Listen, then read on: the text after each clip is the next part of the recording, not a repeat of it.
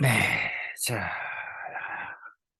오늘 에레미야서 마지막 장입니다. 52장 되겠습니다. 52장. 여러분, 에레미야 1장서부터 52장까지 쭉 달려왔는데, 어떠셨어요? 사실은 에레미야가 길기도 하지만, 어, 설교를 좀 잘 안 하는 편이죠. 근데 강해 설교를, 이거를 처음에 선택할 때는 사실은 좀 망설였습니다. 너무 길기 때문에, 이걸 어떻게, 예, 읽어가야 되나, 또 하나님의 말씀을 어떻게 풀어가야 되나 고민을 하면서 했는데 벌써 마지막 장이 됐습니다.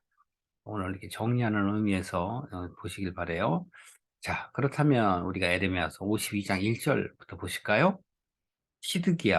시드기야가 바로 남유다의 맨 마지막 왕이었죠. 북이스라엘은 멸망했고 이제 남유다도 멸망하기 바로 직전. 그렇다면 시드기야가 왕위라는 표현이라면 BC 586년 이전을 얘기하는 거예요.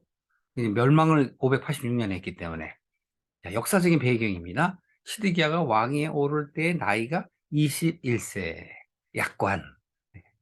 21세의 왕이 됩니다. 예루살렘에서 11년 동안 다스리니라. 그럼 몇 살이죠? 32. 그의 어머니 이름이 하무달이라 림나인 에레미야의 딸이더라.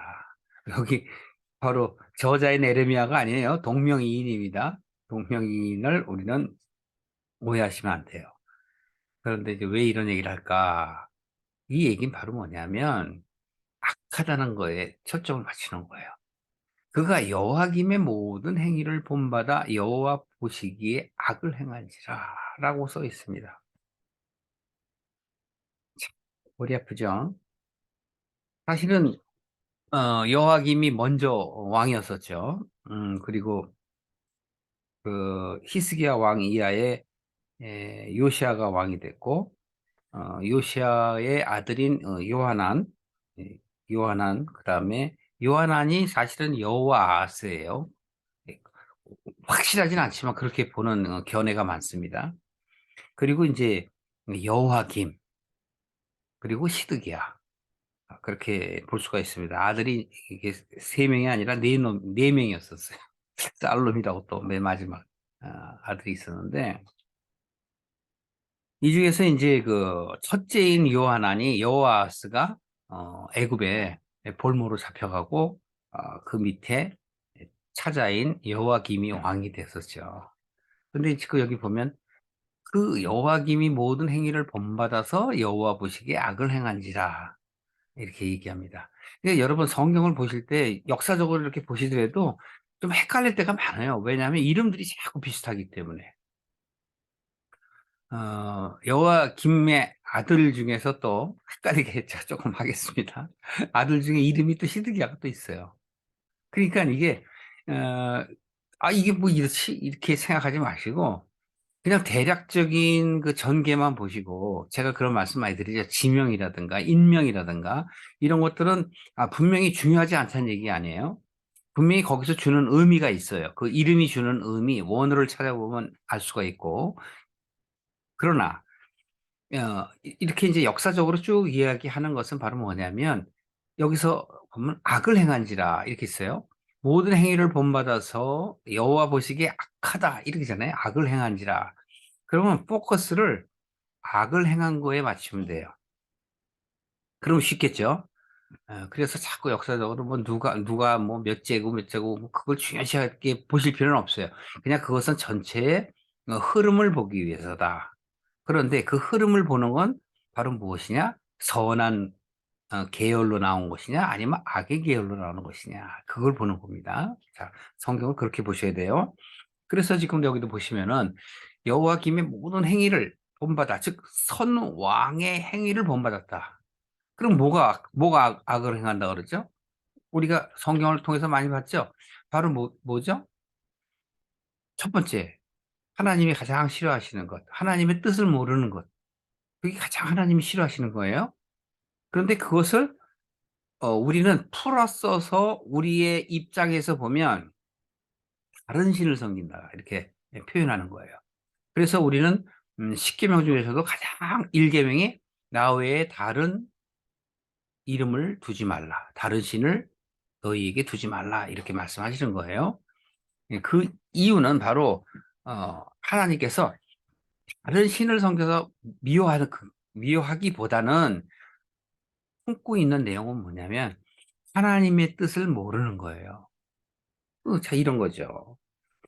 내 아들이 나는 아버지라고 안 하겠습니다. 다른 사람을 아버지라고 부르겠습니다라는 거하고 똑같은 거예요. 그래서 그 마음이 중요하다는 겁니다. 근데 우리는 정작 하나님의 마음을 들여다보지 않고 자꾸 외적인 걸 자꾸 보기 때문에 성경을 곡해하는 경우가 많고, 하나님의 뜻에 맞추기보다는 자기 생각에 맞춰요. 그래서 문제가 되는 거예요. 많은 우리들의 그 신학의 분류 파들이 많습니다. 그런 파들이 뭐냐면 자기 나름대로의 생각을 자꾸 주장을 하기 때문에 문제가 생기는 것이에요. 하나님 뜻에 맞춰서 보면은 다 동일한 거거든요. 그래서 우리는 성경을 볼 때 조금 더 보시기를 바라요. 여기서도 뭐에 포커스 맞추라고 해요? 악을 포커스 맞추는 거예요. 그런데 왜 시드기야가 악을 행하는가 하는 거에 대해서는 이미 우리가 지난 시간에 알아왔어요. 뭐죠?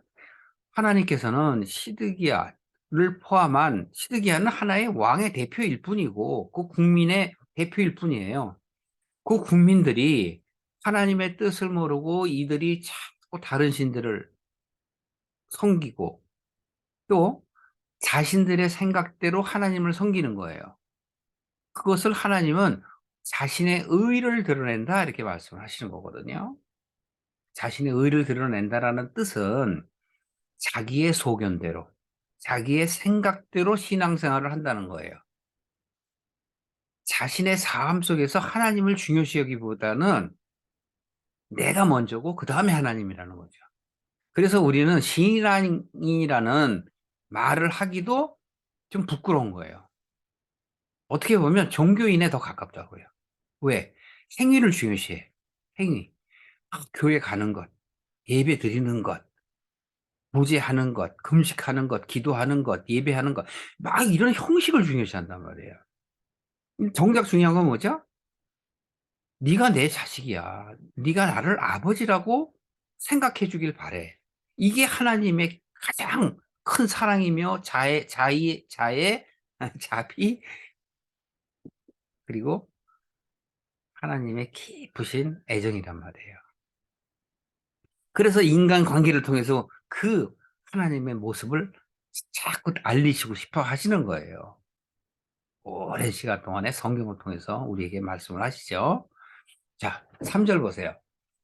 여호와께서 예루살렘과 유다에게 진노하심이, 자, 진노하심. 이것도 우리 입장에서 표현하는 거예요. 그들을 자기 앞에서 쫓아내시기까지 이르렀더라. 하나님께서 자기 자식들을 내쫓기를 바라세요? 그러나 어때요? 그들이 하나님과 반목하게 되었으므로 이 지경까지 되었다라고 에레미야를 통해서 말씀하시는 거예요. 그러면서 시드기야가 바벨론 왕을 배반하니라 이러죠. 자, 여기에서 바벨론 왕을 배반한다라는 것은 하나님을 배반하는 거 똑같은 거예요.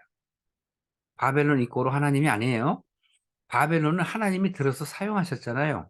우리가 에레미야서 25장인가 제 기억에 거기에서 바벨론을 들어서 즉 북쪽에 북극 쪽의 나라를 들어서서 예루살렘을 어떻게 하시겠다 그랬어요? 바꾸시겠다 그랬잖아요. 통치하시겠다고 하셨단 말이에요. 그런데 시드기야는 거기에 반발하는 거죠. 첫 번째는 이스라엘이 먼저 했어요. 북쪽이. 그다음에 남쪽인 유다가 북을 따라하는 거예요.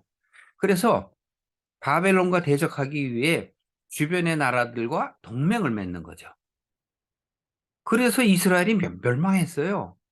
그리고 그리고 나서 언제죠? 그 이전에 멸망해서 사람들이 많이 끌려갔다고요. 여러분들이 잘 아는 다니엘과 세 친구 아시죠? 네. 그게 BC 605년이에요. 오래된 시간도 아니라고요. 605년 경이거든요. 그걸 보고 남유다가 좀 깨닫길 바라는데 결국은 멸망을 한 이스라엘을 보고도 자신의 생각을 바꾸지 않게 되죠. 그런데 바로 하나님의 뜻은 바로 뭡니까? 하나님에게 계속 대적한 이들이 바벨론으로부터 어려운 생활을 통해서 그 환경 속에서 하나님을 찾게 하기 위한 하나님의 바로 계획이셨어요. 여러분도 자식들 키울 때 그러잖아요. 또 말 안 듣고 고집 피우고 그러면 어떻게 해요? 해 보라 그러잖아요. 이게 거기서 이제 엎어지잖아요. 그걸 우리 신약에 보면 탕자의 비유라고 우리가 쉽게 볼 수가 있잖아요. 남유다도 역시 마찬가지인데 결국 마지막 왕 때까지 하나님이 기다리셨으나 그 시드기야는 하나님의 말씀을 곡해하고 자신의 생각대로 행한 것이죠. 그래서 배반했다라는 표현을 쓰시게 되는 겁니다. 4절에 보시면은요. 시드기야가 제9년 열째 날에 바벨론 왕 느부갓네살이 그의 모든 군대를 거느리고 예루살렘을 치러 올라와서 이건 9년입니다. 그러니까 좀 과거로 지금 다시 돌아가는 거예요. 그때 예루살렘을 치러 와서 그 성을 포위한 거예요. 진을 치고 그 주위에 토성을 쌓아요. 토성을 쌓는다는 건 성을 넘기 위해서 디딤돌을 세우는 걸 토성을 쌓는다고 그러죠. 그런데 그 성이 바로 언제까지? 11년까지. 그러니까 9년서부터 11년까지. 얼마나 답답해요. 그럼 먹을 것도 없는 거죠. 다 닫혀놓으니까. 그렇게 되니까 6절에 보면 어떻게 해요? 성중의 기근이 심해지는 거예요. 그 백성들이 양식이 떨어지면 어떻게 되죠? 이제 민심이 흉해지죠. 그리고 나서 결국은 어떻게 되냐면 성벽이 이제 파괴되고 군사들이 넘어오는 겁니다. 그것이 바로 7절 말씀드리겠습니다. 7절 보세요. 성벽이 파괴되며 모든 군사가 밤중에 그 성에서 나가 두 성벽 사이에 왕의 동산인 견문길로 도망하여 시드기야가 도망가는 거예요.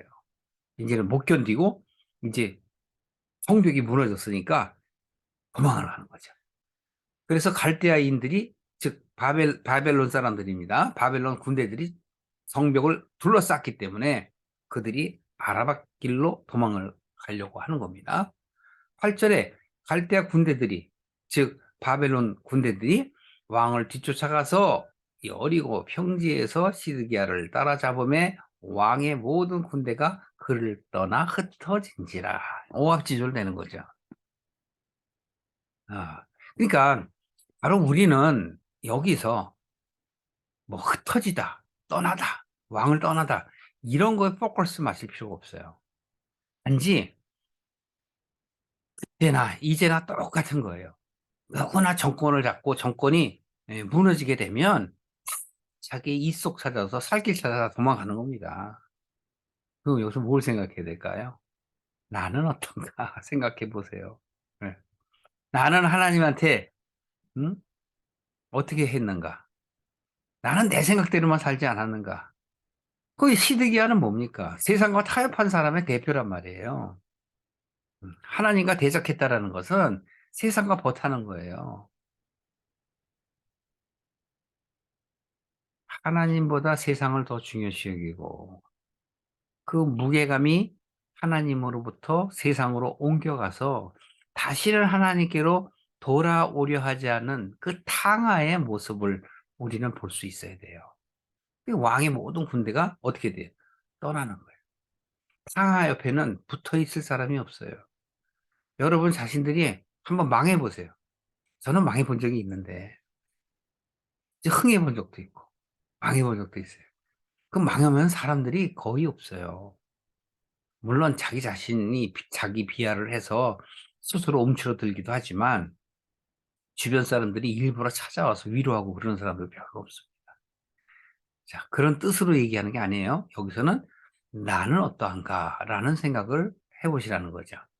9절에 보시면요. 그들이 왕을 사로잡아 그를 사로잡혔어요. 누가? 시드기야가. 하맛 땅의 리블라에 있는 바벨론 왕에게로 끌고 가매 그가 시드기야를 심문하니라.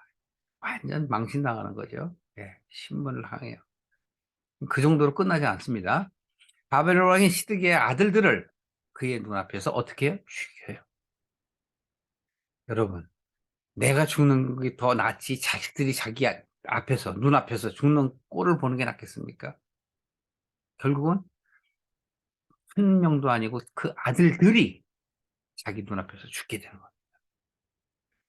그리고 유다의 모든 고관들, 즉 같이 있었던 기득권자들을 전부 죽입니다.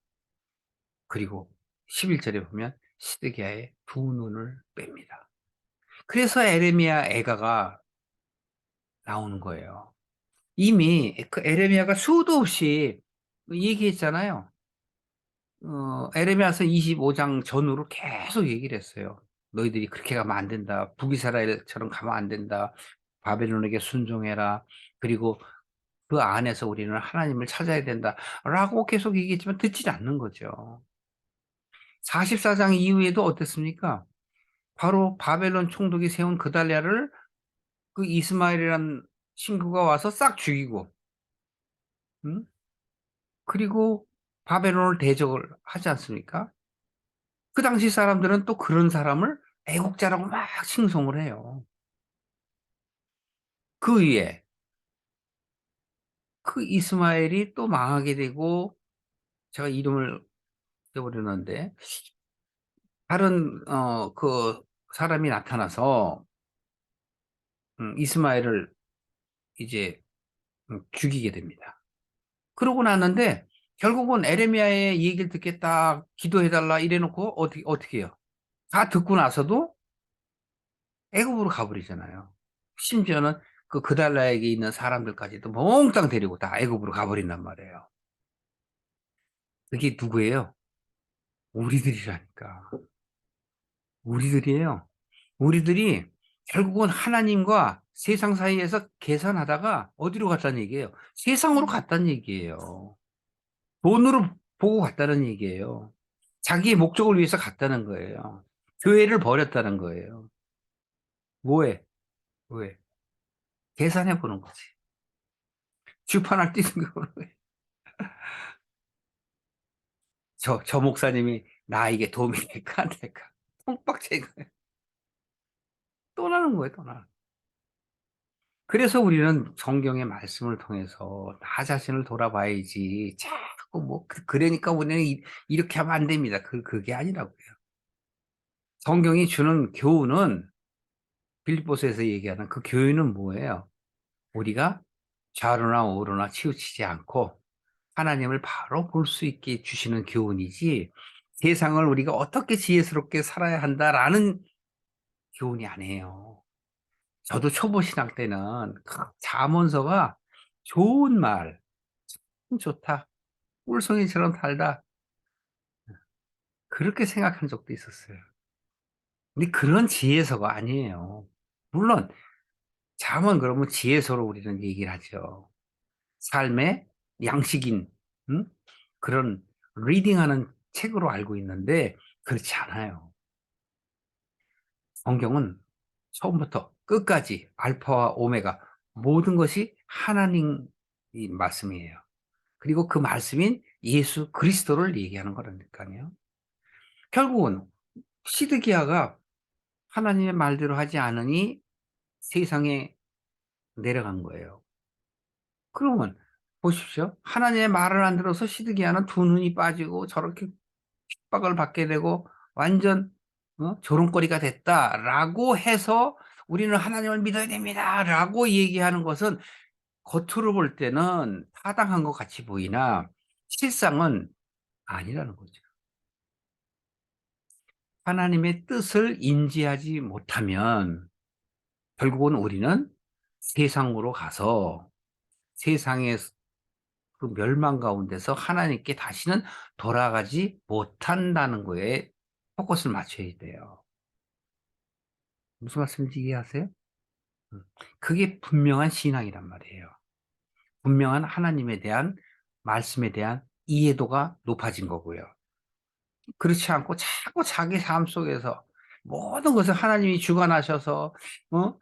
내 사업도 잘 키워주시고, 내 애들 학교 시험도 잘 보게 하시고, 우등생 되게 하시고, 학폭당하지 않고, 성폭당하지 않고, 아주 올바르게 잘 살게 해주세요. 이게 그거하고 무슨 관계가 있습니까? 그건 내 소망이야. 내가 원하는 것이야. 그건. 그렇게 잘 내가 원하는 대로 흘러가면 좋겠지. 그러나 그것 때문에 교회 다니고, 그것 때문에 믿는 게 아니라니까요. 그래서 그걸 기복신앙이라는 거예요. 기복신앙. 내가 원하는 것을 이루기 위해서 교회에 다니고 믿음이 있다, 크리스찬이다라고 말하는 그 생각, 그 생각을 바꿔야 돼요. 그 생각을 바꾸지 않으면 절대 하나님의 말씀이 귀에 들어오질 않아요. 그러니까 저보고도 목사님이 이상한 말씀 하신대. 못 알아듣겠대. 여러분, 우리는 시드기야처럼 눈이 감기면 안 돼요.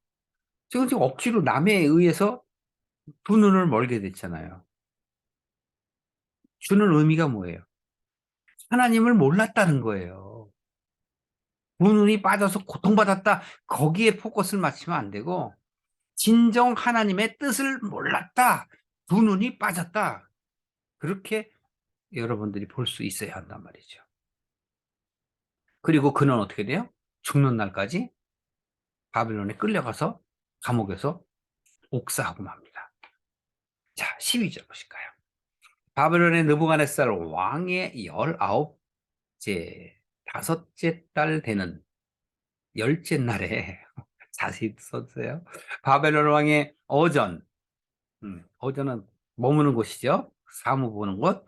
사령관인 느부사라단이 예루살렘에 이르러서 여호와의 성전과 왕궁을 불사르고 예루살렘의 모든 집과 고관들의 집까지 불살랐으며, 사령관을 따르는 갈대아 사람의 모든 군대가 예루살렘 사면의 성벽을 헐었더라. 외관적으로 보면 완전히 쑥대밭 되는 거예요.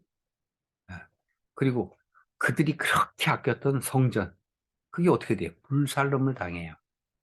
그리고 그곳에 있는 고관들, 고관들이라면 기득권자들이잖아요. 그들을 모조리 어떻게 돼요? 죽이거나 불살른단 말이에요. 그리고 심지어는 예루살렘의 사면의 성벽, 사면의 성벽이라는 뜻은 뭐냐면 자기 자신의 아성을 얘기하는 거예요.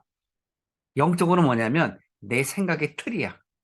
그 틀을 바벨론 군대로 하여금 설계하셔요. 이해하세요, 여러분? 제가 영적인 말씀을 이렇게 드리면 잘 이해하기가 쉽지 않죠? 그러나 잘 따라보시면 아실 수 있습니다. 그런데 여기서 지금 52장 12절 지금 이하 보시면은 11절서부터 이렇게 보시면은 시드기야가 이제 아주 그 핍박을 당하게 되죠. 그러나 이것은 이미 다 사전에 얘기돼 있던 거잖아요. 에레미야가 만약에 그렇게 하지 않으면 큰 고난을 받게 될 것이고 나라가 풍지박산될 것이라고 에레미야가 수도 없이 경고를 했었습니다. 그럼에도 듣지 않았던 거죠. 그리고 12절부터 이게 뭐냐면 이제 멸망을 하는 상태예요. BC 586년이에요, 이게. 그리고 바벨론의 왕이 느부갓네살이 싹 이제 바로 어떻게 되는 거예요? 징계하는 모습이 16절까지 나오는 거예요. 자, 16절까지 좀 더 보시고 말씀드릴게요. 15절 보시죠. 느부사라단이 백성 중에 가난한 자와 성 중에 남아있는 백성과 바벨론 왕에게 항복한 자와 무리의 남은 자를 사로잡아갔고, 가난한 백성은 남겨두어서 포도원을 관리하는 자와 농부가 되게 하였더라. 여기까지. 즉 12절부터 11절부터 16절까지 여기는 바로 무엇을 말씀하시는 거예요? 이미 에레미야를 통해서 하나님이 말씀하셨던 그 경고, 즉 예언이죠. 그게 성취됐어요. 그럼 이 성취돼서 지금 성전도 파괴되고 고관들도 죽게 되고 불사름 당하고 성벽이라는 건 모든 사람들이 사는 곳, 즉 안전하게 살 수 있는 환경이 회파됐잖아요. 그럼 여기서 주는 의미는 뭐예요? 그걸 생각하셔야죠. 나에게 주는 의미는 뭘까요? 이것이 바로 뭐냐면 내 속에 애착과 정욕, 즉 세상에 대한 나의 생각들, 이것들이 무너뜨려져야 돼요. 그래야 신랄 같은 그 내 마음속에 있는 그 신앙, 그게 바로 뭐냐면 내가 정말 어렵고 힘들었을 때 만났던 그 하나님과의 그 약속의 시간들이에요. 만남의 시간들. 그것들이 다시 어떻게 해야 돼요? 마지막 불씨처럼 되살아나서 어?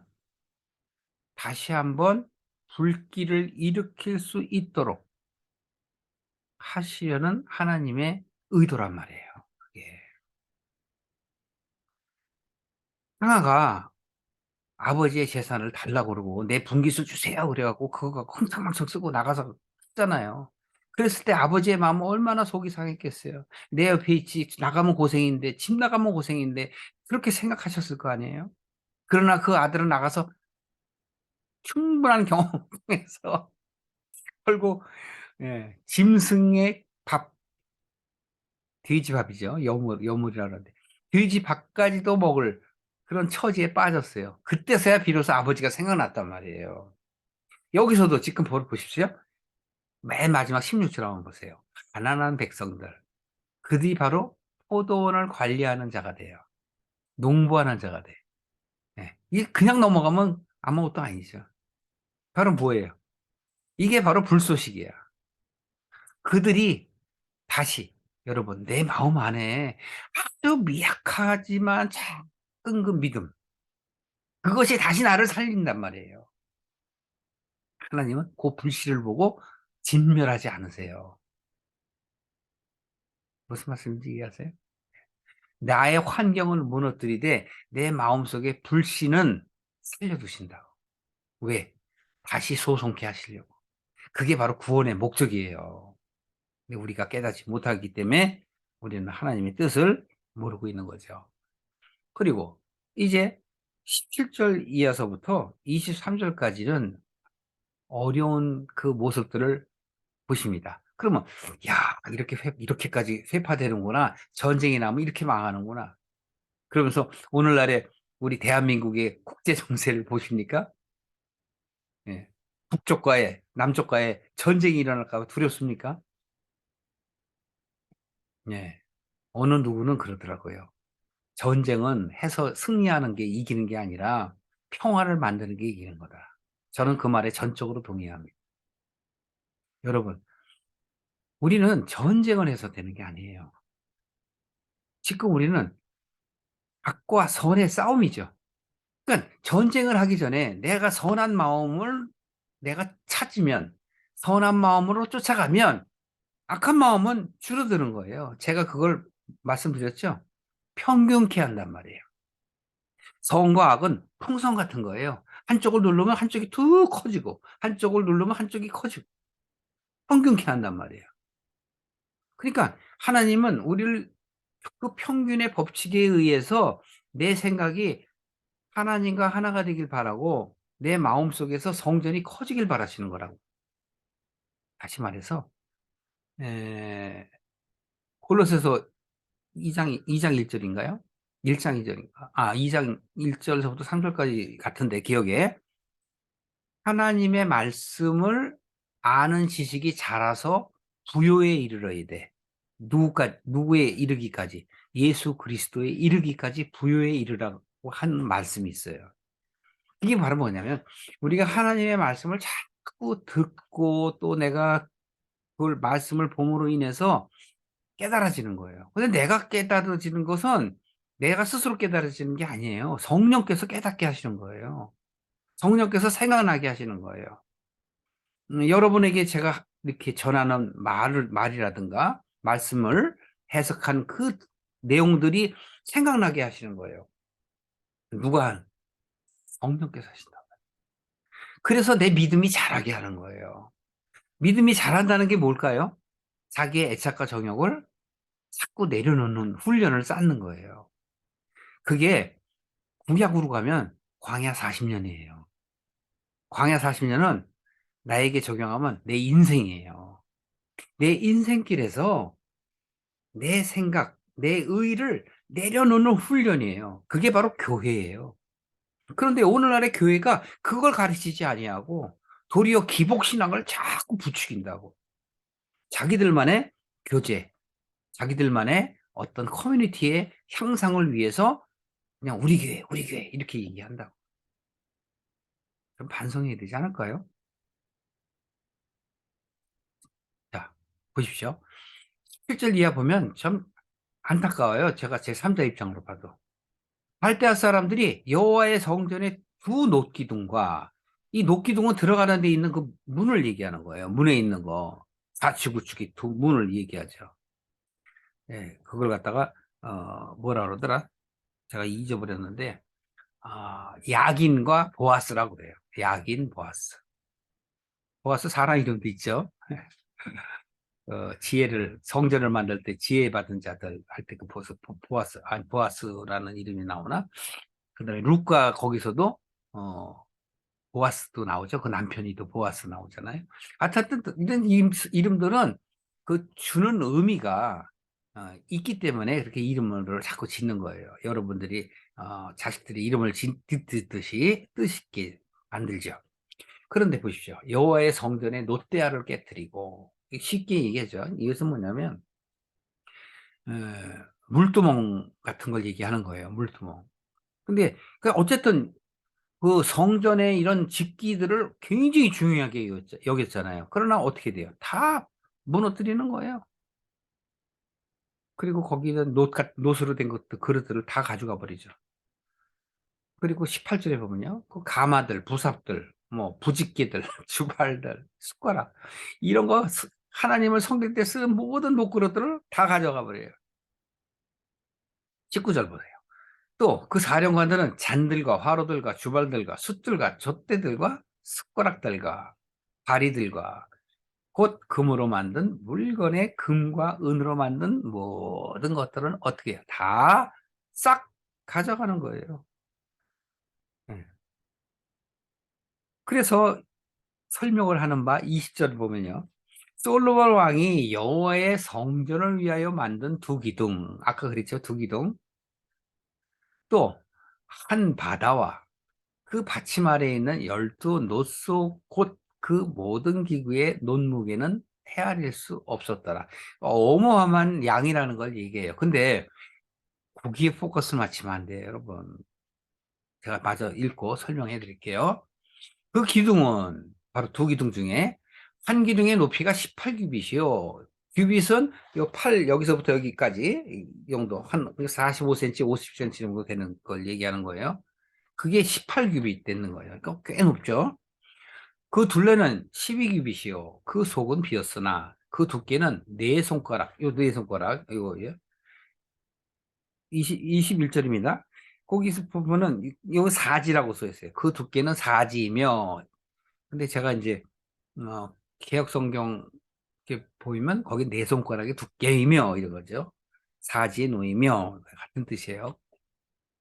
그 기둥에 논머리가 있어 그 높이가 5규빗이요. 머리 사면으로 돌아가며 꾸민 망사와 석류가 다 노시며 또 다른 기둥에도 이런 모든 것과 석류가 있더라. 또 그 사면에 있는 석류는 96이요. 96개예요. 그 기둥에 둘린 그물에 있는 석류는 도합이 100개, 100이었더라. 이렇게 있어요. 자, 여기서 우리가 짚고 넘어갈 게 있어요. 그 모든 금은을 다 가져왔다. 다 뺏겼다. 그렇게 보셔야 될까요? 물론 맞습니다. 첫 번째, 보이는 대로 보면 사실이니까, 팩트. 근데 실제로 정말 우리가 봐야 할 건 뭐냐? 여기서 주는 의미 뭐예요? 주는 의미. 성전이 파괴된 이 주는 의미 뭐야? 하나님이 왜 바벨론을 들어서 그걸 파괴시켰을까요? 그렇게 보셔야 되잖아요. 바벨론은 나쁜 놈들이야. 응? 우리 성전을 다 어떻게 파괴했어. 그렇게 보기보다는 왜 그렇게 됐을까를 생각해야 되잖아요. 이건 뭐예요? 우리의 예배가, 우리의 믿음이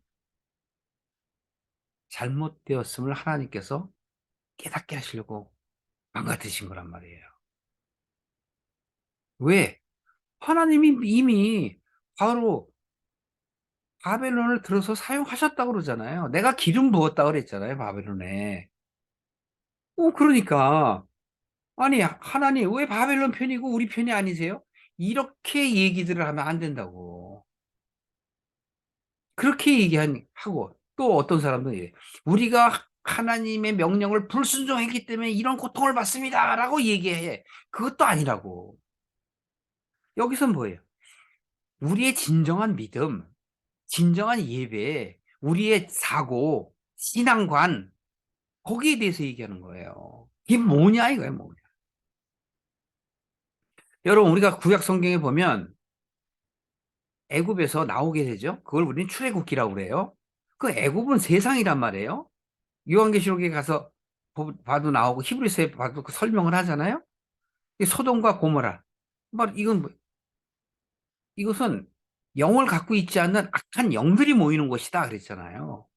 그곳에 우리가 갔어요. 그러니까 멸망할 수밖에 없죠. 그러나 정신 차려서 하나님 살려주세요. 그랬단 말이에요. 그랬더니 하나님이 출애굽기에 보면 주목하여 보고 계시다가 그들을 어떻게 해요? 인도하여 가나안, 즉 젖과 꿀이 흐르는 땅으로 인도해 내셨다 그러잖아요. 그게 출애굽기 내용입니다. 그런데 출애굽하면서 광야에서 어떻게 하죠? 성전을 만들게 하시죠. 그 성전을 왜 만들게 하셨어요? 신앙을 갖게 하시기 위해서잖아요. 신앙은 갖게 하기 위해서는 뭐예요? 하나님이 섬김 받으려고? 아니죠. 하나님은 섬김 받으려 하시는 분이 아니에요. 도리어 섬기러 오셨다니까. 섬기려 하셨다는 건 뭘까요? 우리의 생각을 바꾸게 하시기 위해서 오셨어요. 그래서 예수님께서는 요한복음을 통해서 우리에게 말씀을 하셔요. 나는 너희들에게 섬기를 받으러 온 게 아니라 나는 너희를 섬기러 왔다 그러세요. 그것뿐만이 아니세요. 나는 아버지의 뜻을 이루러 왔다. 아버지의 뜻은 너희를 어떻게 한다고 그래요? 영원한 생명을 갖게 하는 거다. 그렇게 말씀하신다니까요. 그러니까 우리가 예수님의 제자라면, 크리스천들이라면 예수님의 그 생각에 포커스를 맞춰야죠. 자꾸 세상 사람들이 얘기하는 식으로 가서는 안 돼요. 그래서 여기서는 바로 신앙에 대한 물음표를 던져야 돼요. 너희들이 그렇게 중요시했던 것. 그러면서 솔로몬 얘기를 하잖아요. 20절에 솔로몬 왕이 여호와의 성전을 위해서 만들었다 이러잖아요. 니들이 솔로몬만큼이나 믿음이나 있냐라는 식이잖아요, 결국은. 그러면 레이기라든가 민수기라든가 신명기라든가 이런 것들은 바로 뭐예요? 신앙을 갖게 하기 위한 거예요. 그래서 레이기는 제사장에 대한 내용들이 많은 거예요. 성결에 대해서 얘기하잖아요. 그러면 제사장들한테만 얘기하는 거예요? 아니요. 우리는 찬양 많이도 부르잖아요. 우리 스스로가 제사장이라고 그러고, 왕 같은 제사장이라고. 근데 왕 같은 제사장은 좋아하는데 해야 할 책무나 하나님의 뜻은 깨달으려고 안 해. 그냥 자기 생각대로만 신앙생활을 하려고 그래요. 그러니까 기도하고 뭐하고 그래도 전부 기복이에요. 자기를 위해서 한다고. 하나님 이거 해주세요. 저거 해주세요. 눈물 콧물 짜면서. 진정 하나님의 뜻을 깨닫게 해달라고 기도를 해요. 그게 그 나라와 의를 위해 기도하는 거지. 중보기도 하려니까 맨날 내가 형제님을 위해서 기도합니다. 내가 자매님을 위해서 기도합니다. 수많은 목사님, 아니 집사, 장로, 권사 할 것 없이 다 그런 얘기들 하지요. 그런데 그거는 초보 때 얘기야. 초보 때. 우리의 현재 삶 속에서도 아이들에게 내가 너를 그렇게 생각한다 얘기하는 거하고 똑같은 얘기예요. 진정한 사랑은 뭐예요? 지켜봐주고 지지해주는 거란 말이에요. 격려해주고 위로해주는 거. 하나님이 성경을 통해서 우리에게 그렇게 하고 계셔요. 근데 우리는 안 그러죠. 입으로만 크리스천이죠. 입으로만 신앙인이지. 그래서 저는 제가 조금 이렇게 말씀을 드리면 건방스럽네요 라고 생각할 수는 있어요. 그러나 하나님의 뜻을 깨달으면 그걸로 끝난 거예요. 이미 구원은. 어떤 행위가 중요한 게 아니라니까. 여기서 두 기둥 만들고 물대야 만들고 녹굴을 만들고 그게 중요한 게 아니라니까.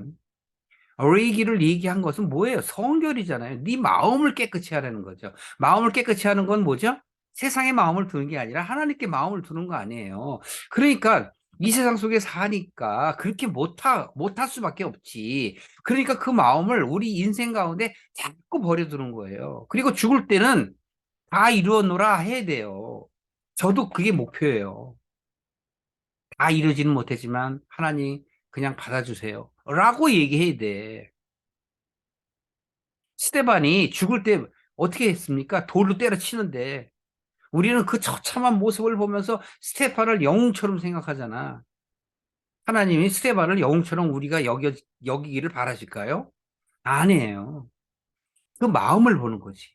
스테반은 어땠어요? 하늘을 우러러봤잖아요. 하늘을 우러봤어. 왜? 이 세상에 너희들의 생각은 중요치 않다. 하나님만이다. 그게 중요한 거라니까요. 그러니까 바로 우리들이 지금 바로 성경을 통해서 이런 레위기나 민수기나 신명기나 뭐 이런 성경을 통해서 바로 하나님이 뜻하시는 바 우리에게 무엇을 말씀하시고자 하는가를 깨달으면 그걸로 끝난 거야 이미. 그래서 우리는 이 보이는 성전을 왜 우리에게 주셨죠? 왜 성전을 지으라고 하셨죠? 왜 교회를 만들라고 하시고 우리에게 그 교회에 가라고 하셨죠? 하나님의 임재를 나타나기 위해서예요. 하나님의 임재. 임마누엘이라고. 임마누엘을 느끼게 하기 위해서. 하나님이 나와 함께 계시다라는 걸 깨닫게 하기 위해서. 하나님이 함께 계시다라는 건 하나님이 너를 사랑한다. 내가 너와 함께 있다라는 걸 알게 하시기 위해서예요. 그래서 성전을 지은 거예요. 교회를 만든 거고. 교회가 중요한 게 아니라니까. 교회의 외적인 게 중요한 게 아니에요. 뭐가 중요해요? 내적인 것. 하나님의 뜻을 깨닫게 하는 것이 중요한 거예요. 그게 목자가 해야 할 일이라고. 너나 내나 할 거 없이 다 자기가 하고 싶어서 목사했잖아요.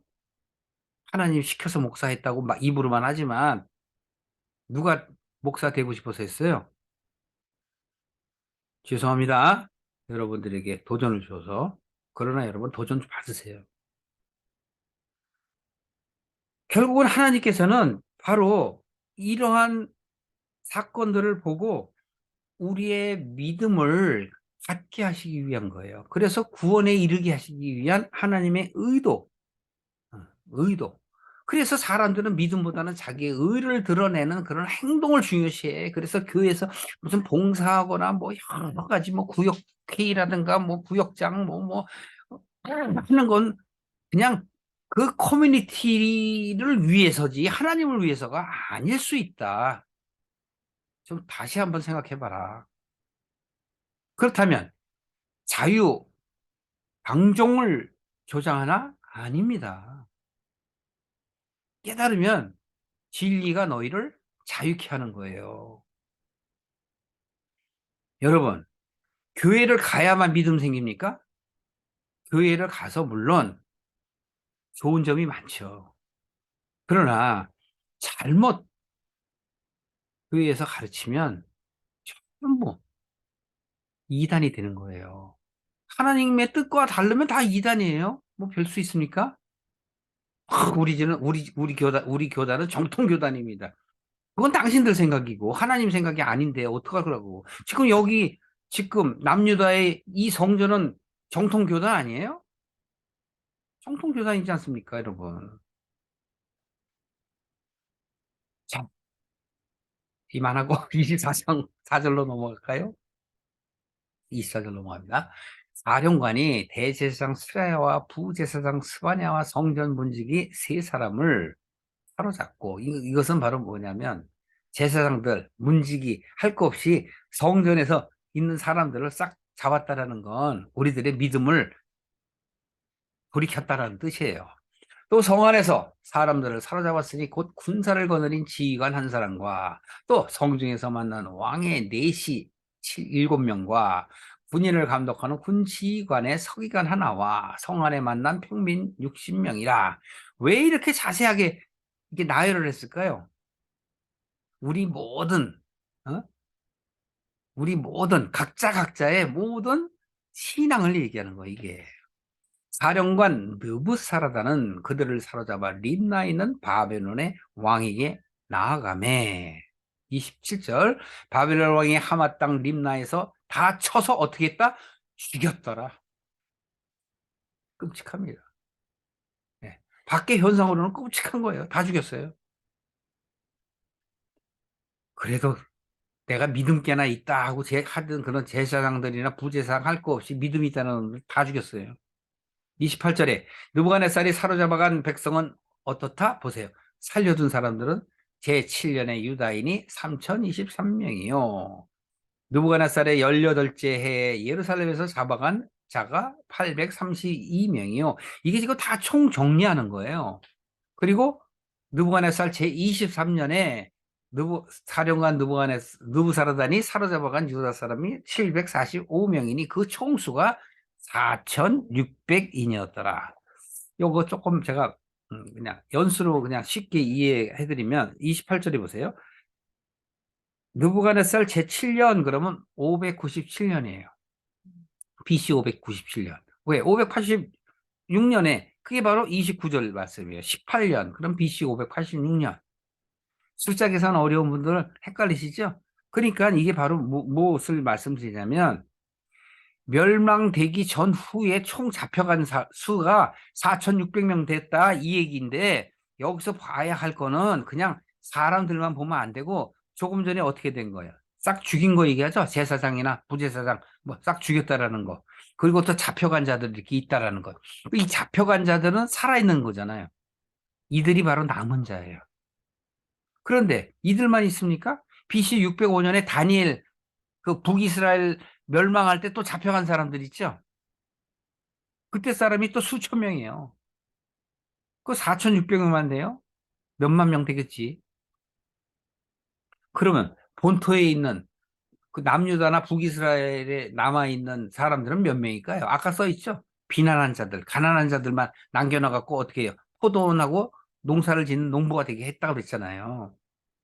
그러면 이렇게 살아있는 사람이 바로 뭐예요? 불시야. 불시. 아까 제가 말씀드렸죠? 네. 이들의 성전이 불타고 다 빼앗기고 하는 것이 바로 뭐냐고. 우리의 신앙이란 말이에요.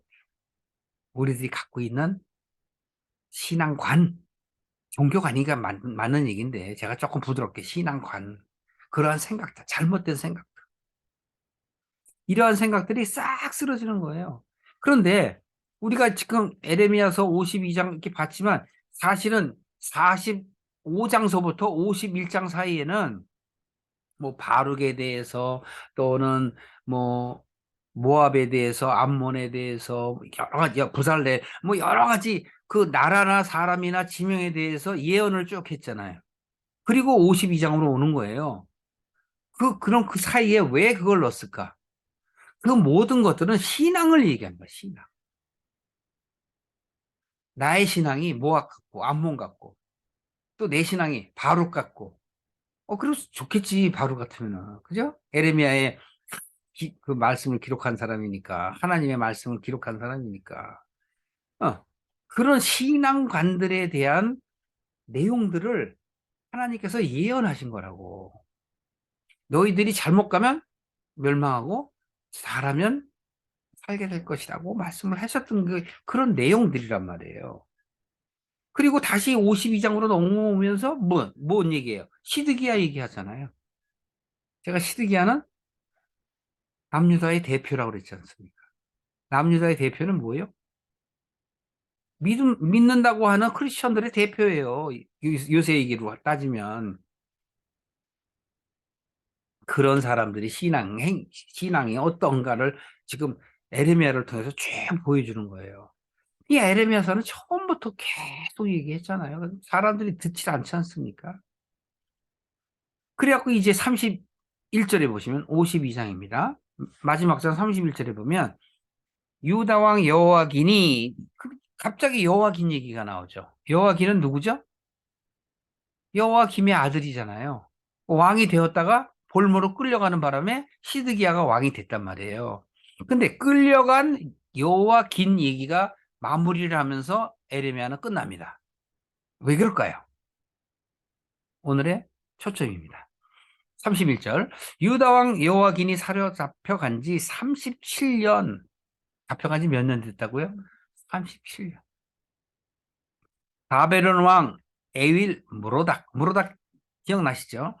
즉위 원년에 12월 25일에 그가 유다 왕, 여기서 자세하게 날짜까지 얘기한 거는 틀림없는 사실임을 얘기하는 겁니다. 역사적으로 증명을 하는 거예요. 유다 왕 여호와긴을 옥에서 내어놓아 그 머리를 들게 하고, 이건 뭐냐면 풀어줬다는 얘기예요. 여호와긴 왕의 머리를 들어주었고 감옥에서 풀어준 거예요. 왜? 왜 풀어줬을까요?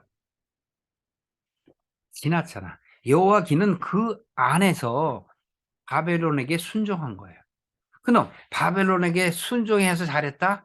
그런 의미를 하는 게 아니고 하나님의 뜻을 여호와긴은 이해한 거예요. 여러분에게 불리한 상황이 있어도 여러분들이 이해하기 쉬운가요? 아니면 하나님을 원망하시는가요?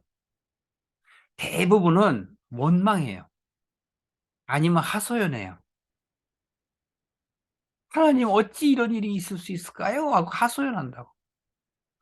근데 이미 에레미야를 통해서 수도 없이 얘기했잖아요. 안 들었어요. 여호와기는 그걸 알아요. 왜? 에레미야는 자기의 할아버지 때부터 있었던 사람이잖아요. 다 알고 있죠. 32절 보십시오. 그에게 친절하게 말하고 누가? 바벨론 왕이 그의 자리를 그와 함께 바벨론에 있는 왕들의 자리보다 높이고, 여기서 왕이 있는데 또 왕들이란 표현은 뭐냐면 대개 나라들을 정복해서 총독들, 그런 왕의 지위에 있는 사람들보다 더 높였다. 그러면 여기서 여호와긴이 정치를 잘했다, 뭐 그렇게 해석을 해야 되나요? 성경은 그런 거하고 전혀 상관없습니다. 정치하고 오해하시면 안 돼요. 여러분 제발 그렇게 지도자들 정치에 참여하지 마세요. 하나님은 여러분들이 정치에 참여하면 좋아하시지 않습니다. 보십시오. 바벨론에 있는 왕들의 자리보다 높였다라는 이야기는 하나님의 그 뜻을 깨닫고 거기 순종해서 협조를 하다 보니 그들 또한 여호와긴을 대접을 한 거죠. 자꾸 밖에 생각을 하시면 안 됩니다. 영적인 내용으로 생각을 하셔야죠. 그래서 죄수의 의복을 어떻게 해요? 이제 환원시키죠. 얻게 하고 평상복을 입게 해요. 그리고 평생 동안 왕의 앞에서 먹게 했어요. 그 왕이 어떻게 했대요? 왕의 앞에서 먹는다는 거. 즉 왕의 식탁과 함께 했다라는 건 뭐예요? 그만한 지위를 가졌다라는 걸 이야기합니다. 그리고 마지막 절에 보면 그의 쓸 것은 날마다 바벨론 왕에서 받는다. 정량이 있었다. 죽는 날까지 정신토록 연금. 네, 그런 얘기가 아니고 여기서 뭐냐면 바벨론 왕으로부터 받았지만 실질적인 건 뭐야? 하나님으로부터 은혜를 받았다는 얘기죠. 그냥 바깥으로 보시면 그렇게 보실 수 있지만 영적으로 보면 여호와기는 하나님의 뜻을 깨달아 하나님의 길로 갔구나라고 생각을 하시는 게 훨씬 바람직하지 않습니까? 여기서 여러분 시간이 있다면 여러분들은 에레미야서 39장으로 가서 다시 보시고 또 44장에서 52장으로 연결되니까 그것도 한번 보시는 게 좋아요. 자, 그러면 44장 가는 건 좀 그렇고 여기서 이제 마지막이니까 39장 한번 보세요. 39장 11절 보기 전에 39장 1절 한번 보세요. 유다 왕 시드기야의 9년 10월에 바벨론 왕 느부갓네살과 그 모든 군대가 예루살렘을 에워싸고 시더라. 시드기야의 제 11년 4월 9일에 성이 함락되니라. 예루살렘이 함락되어 바벨론 왕의 모든 방백들이 이르러 중문에 앉더라. 통치했다는 얘기잖아요. 자, 이 얘기가 바로 똑같은 얘기예요. 결국은 에레미야가 하나님의 그 말씀을 예언한 대로 그대로 이루어진 거고, 이것이 바로 BC 586년에 이루어졌다라는 얘기예요. 그리고 4절 보세요. 유다 왕 시드기야와 모든 군사가 그들을 보고 도망하되, 우리가 아까 52장에서 봤던 그 내용이죠. 왕의 동산길로 쫓아 두담 셋문으로 통하여 성읍으로 벗어나서 아라바로 갔더니, 결국은 잡히죠. 5절에 보면 평원에서 잡혀요. 그래서 바벨론 왕 느부갓네살에게 끌려갑니다. 여기서 좋게 올라가매 왕이 그를 신문하였더라. 그리고 6절 7절에 보면 시드기야의 목전에서 그 아들들을 죽이고 귀인들을 다 죽이고, 심지어 7절에 시드기야의 눈을 빼고, 그리고 10절에 보면 빈민을 유다 땅에 남겨두고 그날의 포도원과 밭을 그들에게 주었더라 그러잖아요. 똑같은 얘기잖아요. 우리가 지금 에레미야 52장에 있는 내용을 그대로 이미 미리 말씀했잖아요. 그대로 지금 이루어진 거예요. 그래서 다시 52장으로 보면 맨 마지막에 여호와 긴 얘기를 한 건 뭐냐면, 하나님의 뜻에 순복한 자. 표현이 그게 맞겠죠? 순복한 자. 즉 하나님의 늦게서나마 하나님의 그 뜻을 깨달은 자. 그리고 그 길로 향하여 간 자는 결국은 어떻게 돼요? 정신토록 연금이 끊이지 않았다. 세상 속으로 보지 말라 그랬습니다, 여러분. 하나님의 은혜를 받았다. 그래서 이 세상에 근심 걱정 안 하고 살았다 얘기예요. 여러분들이 신앙을 갖고 하나님의 진리를 추구하면, 그 나라와 의를 구하면 여러분의 마음은 어떻게 돼요? 여호와긴처럼 평화를 누리는 거예요. 종신연금 받는 거라니까. 예.